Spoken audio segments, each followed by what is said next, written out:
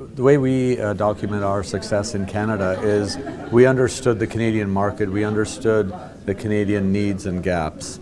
And the reason we understood those were because there's a very large ecosystem in Ottawa on the high-tech side, and we focus specifically on the high-tech or ICT sector.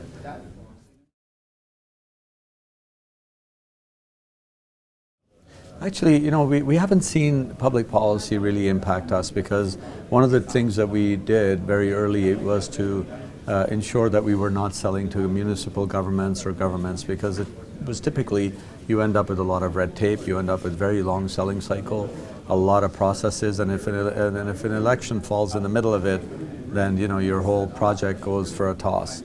So we focused on enterprise, and we essentially decided that that was going to be our mainstay of business.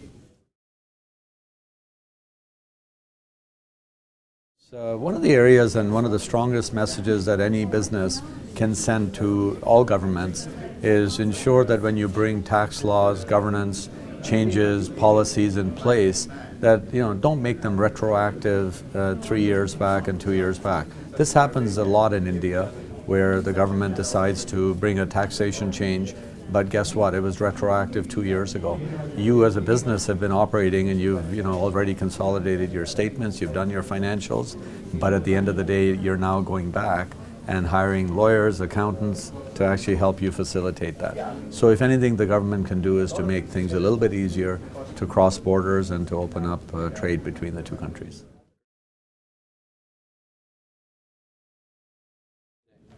I think what's really important for people to understand is that 15, 20 years ago we used to rely on our desktop computer.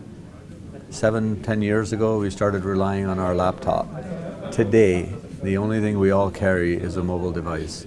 We should be so well entrenched with what this mobile device is capable of doing, and the type of applications that are coming. And you've probably recently heard about the acquisition by Facebook of WhatsApp. $19 billion for a 50-person company.